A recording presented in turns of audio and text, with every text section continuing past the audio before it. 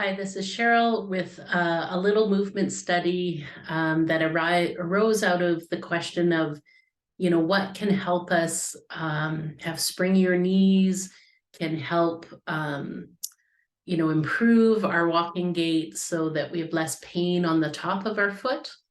And so there's a couple components I wanted to highlight in this short video that can be really helpful practices to do if you do find that you're getting foot pain on the top of your foot.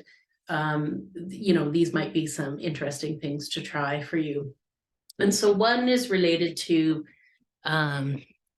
just some basic movement of the toes, because of course when we walk, we flex our foot, we put our feet on the ground. And so this is a exercise that's helping to balance both the tendons and muscles coming from each toe on the top of the foot that come up the leg and on the bottom of the foot that come up the leg and the calf. And so, doing this gently, the idea is this, to bring each toe so that the toe pad, as if it could come towards the sole of your foot.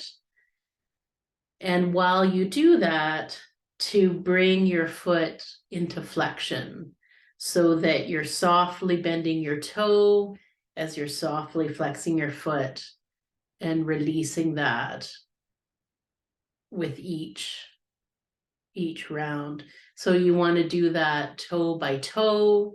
You likely will find some toes may fold easily, some toes may not fold quite as well. But it's really important to do this in a kind of nice, gentle, soft way, just encouraging your toe to soften and bend rather than forcing it to do this. And so I tend to like to do something like this, if I'm watching a streaming program or so that I continue to work on articulating each toe and balancing that movement. And of course it's possible to do the opposite. So if we were just flexing the foot and folding the toe, we can extend the foot and extend the toe as the sort of other side of this range of motion. But again, the order of the day is to be gentle about this movement rather than trying to force a range of motion or force a quality of movement. We're just giving these muscles that come down and attach as tendons to each of our toes an opportunity to work together. And then the other piece of this study, which is quite interesting, is an idea of lengthening your calves and extending your heels.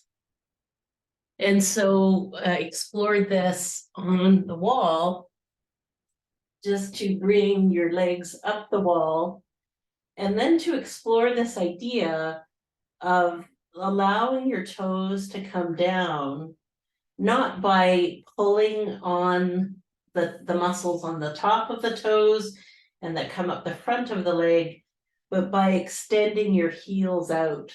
So helpful at the beginning to really focus on like doing it one way, doing it with this contraction on the front, and then to look at letting your toes come downward because you're extending your heels.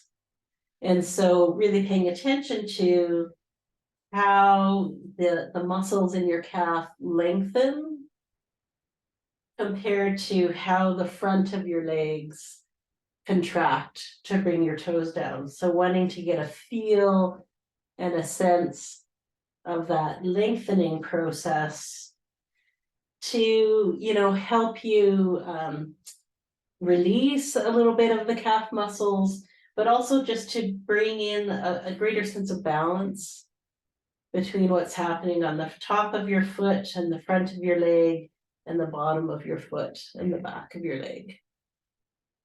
So just a couple of things to try for yourself that might help you have a more pleasurable and maybe less pain involved walk. Thanks for tuning in.